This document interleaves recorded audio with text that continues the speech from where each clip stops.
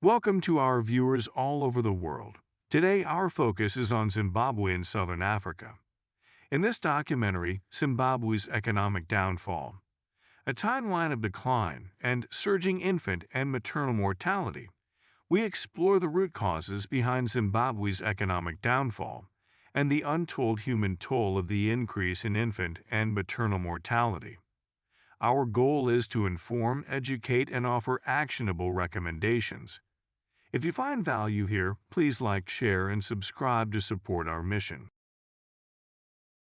The learning objectives are on your screen.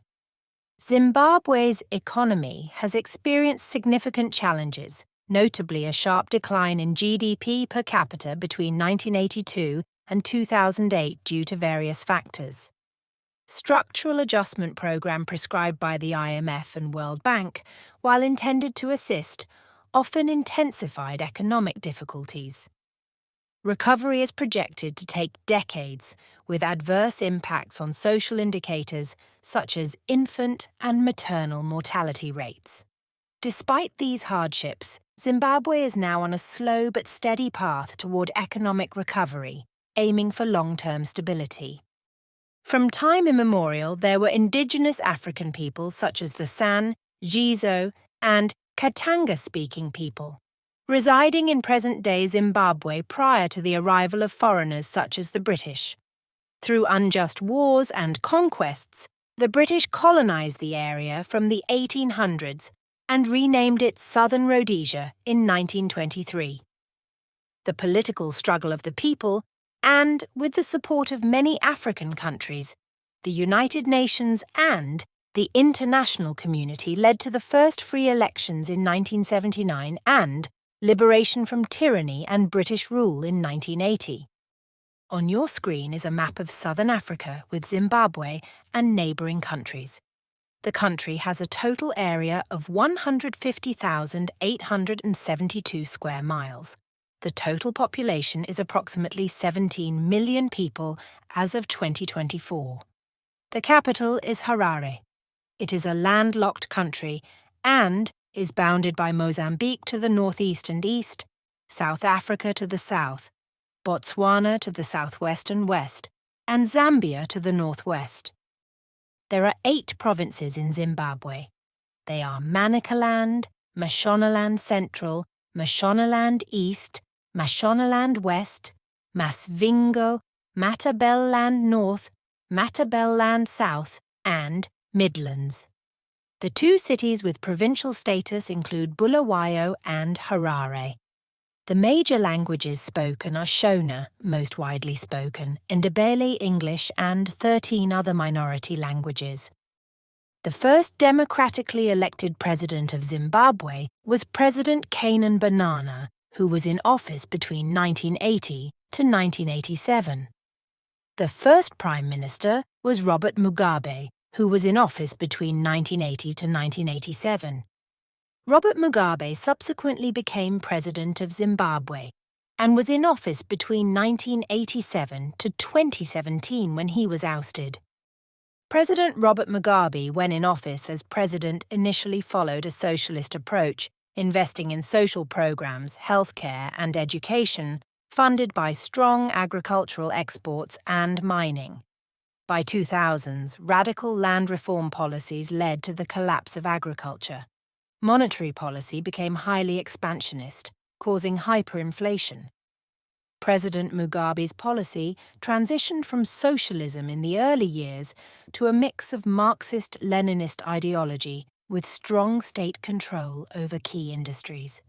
He later adopted populist economic measures, including the land reforms, which severely impacted production. Pre-liberation from colonial rule. The economy of Zimbabwe was primarily structured around agriculture and mining, dominated by the white minority. There was significant economic inequality and deliberate exclusion of the black majority from economic opportunities. Zimbabwe has reported significant increase in its GDP per capita, rising from $947.40 in 1980 at independence to the current value of $1,592.40 in 2023. On your screen is the GDP per capita of South Africa compared to Zimbabwe. There has been a significant increase in the GDP of South Africa since liberation from apartheid rule in 1994 to 2023. The gap between the two neighbouring countries continues to widen due to divergent economic policies. South Africa has pursued a mix of socialist and free market policies, while until recently, Zimbabwe's economic policies were socialist Marxist. The GDP per capita of Zimbabwe rose to a high of $1,094.30 in 1982, 2 years after independence, signalling confidence in the government and optimism. Zimbabwe then suffered a period of stagnation and steady decline in its GDP per capita to a low of $351.80 in 2008. This represented a 67% absolute drop in GDP per capita over 26 years. This was accompanied by setbacks in healthcare and other sectors of the economy. The question is, what happened to the economy of Zimbabwe in this 26-year period between 1982 and 2008? Additionally, what were the unintended consequences of the economic decline of Zimbabwe? There were many events that contributed to the downfall of Zimbabwe's economy. Its GDP per capita declined due to a combination of poor economic policies, governance issues, social and economic costs of structural adjustment, and the impact of hyperinflation and land reform. The rapid economic deterioration peaked with the hyperinflation crisis of 2008, leaving Zimbabwe's economy in a state of collapse. These contributory factors are on your screen and will be addressed in detail. Between 1982 and 1990, Zimbabwe faced economic difficulties due to a global recession, droughts, and government mismanagement. In particular, the government of President Canaan Banana and Robert Mugabe pursued socialist policies that increased public sector spending, leading to budget deficits and inflation. To address economic stagnation, between 1991 and 1995, Zimbabwe adopted the Economic Structural Adjustment Program that was promoted by the International Monetary Fund and World Bank. The program aimed to liberalize the economy, reduce government spending, and promote private sector growth. This was also about the time these international organizations provided the same advice to Nigeria, leading to significant economic stagnation and hardship. In Zimbabwe, while the program led to some economic liberalization, it had severe social costs. Public spending on healthcare and education was slashed, leading to increased poverty and unemployment. Many state-owned enterprises were also privatized or underfunded, contributing to job losses and severe economic distress. Most Zimbabweans do not have good memories of the IMF and World Bank because of the hardship that these policies inflicted on them. Throughout the 1990s and 2000s, there was widespread government corruption, which eroded investor confidence in the country. This period saw government-led inefficiencies and increased patronage systems that compromised economic growth. In 1997, Black Friday happened. The government's unbudgeted compensation payouts to war veterans led to a significant economic shock.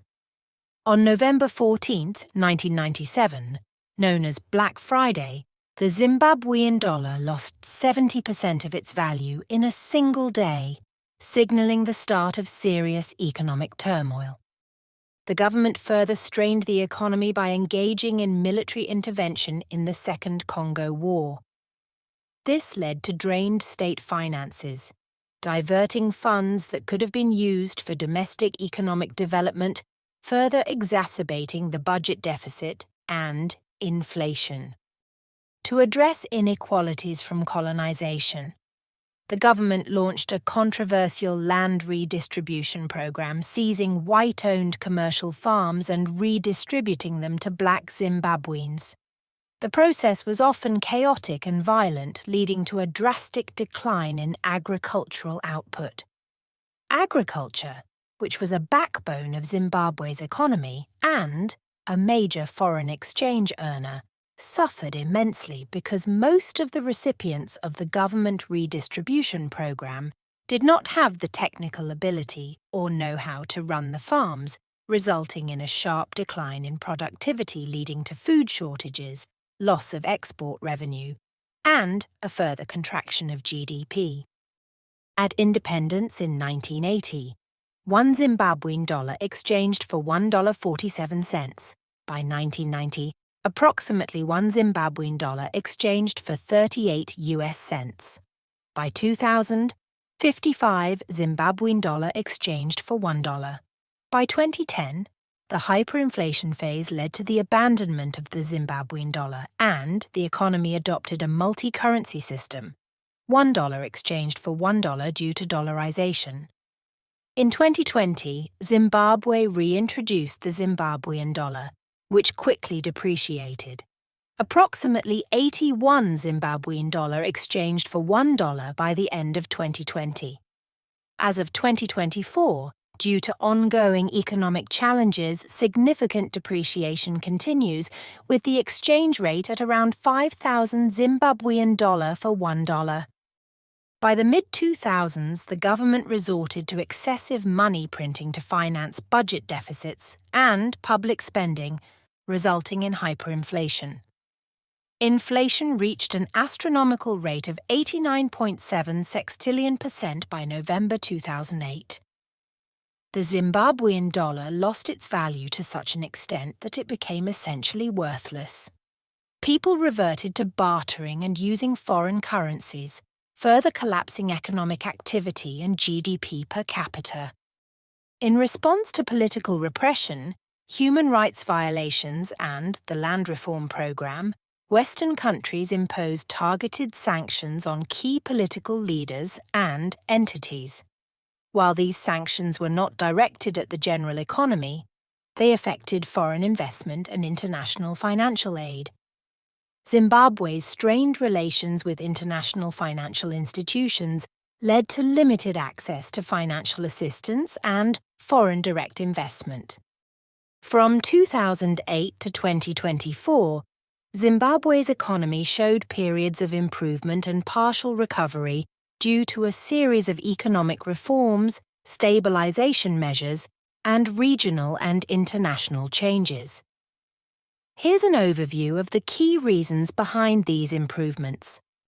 In 2009, Zimbabwe abandoned its hyperinflated currency, the Zimbabwean dollar, and adopted a multi-currency system, primarily using the US dollar, along with the South African rand and other foreign currencies. This move brought immediate economic stabilization by curbing hyperinflation, restoring some measure of confidence in the financial system, and making transactions more predictable. Inflation dropped sharply, and the economy began to recover from years of negative growth. The formation of a coalition government between the ruling ZANU-PF party and the opposition movement for democratic change after disputed 2008 elections led to more stable governance. Under this unity government, economic policies focused on restoring basic services, attracting foreign aid, and re-engaging with international partners. This contributed to a period of economic growth, improved public services, and increased economic output. From 2017 onwards, following the ousting of longtime President Robert Mugabe and the rise of President Emmerson Mnangagwa, there was a renewed focus on reforming the economy. Efforts included improving investor confidence, re-engaging with the international community, and attempting to attract foreign investment. the government initiated some measures to create a more business-friendly environment, including simplifying regulatory processes and enhancing infrastructure investment. Efforts were made to restore agricultural productivity through various policies, including leasing land to experienced farmers, providing subsidies, and increasing investment in the agricultural sector. These initiatives helped to improve food security and increase export revenue. A command agriculture program was introduced to boost production by providing farmers with inputs on a loan basis, which supported yields in certain periods. In an effort to address currency shortages, Zimbabwe introduced bond notes in 2016, followed by the reintroduction of the Zimbabwean dollar in 2019 as the sole legal tender. This move aimed at regaining control over monetary policy, but came with challenges, including fluctuating exchange rates and inflation spikes. In an effort to control inflation, the Reserve Bank of Zimbabwe implemented tighter monetary policies to curb inflation, though success was mixed, and inflation continued to be a challenge at various points. Zimbabwe has rich mineral resources, including platinum, gold, and diamonds. Increased mining activities and improved regulatory frameworks contributed to foreign exchange earnings and economic growth. Additionally, strategic investments and partnerships with foreign companies helped boost mining output, particularly in platinum and gold mining, which are key sectors for the country's economy. Furthermore, Zimbabwe received support from regional partners, NGOs and international organizations, which helped to bolster critical sectors such as health and education.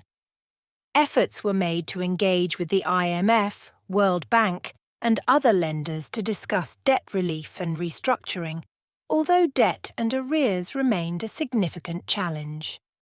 To continue to attract foreign investment in the country, President Mnangagwa's administration promoted the country as open for business, seeking to attract foreign direct investment and re-engage with global markets. There was an emphasis on diversifying the economy beyond agriculture and mining to include sectors like tourism, manufacturing, and technology. So how has the economic recovery been over the last several decades? We'll refer back to the graph of the GDP per capita of Zimbabwe displayed on your screen. The GDP per capita was $1,094.30 in 1982. Eventually, in 2012, the country surpassed that figure by reporting a GDP per capita of $1,290.20.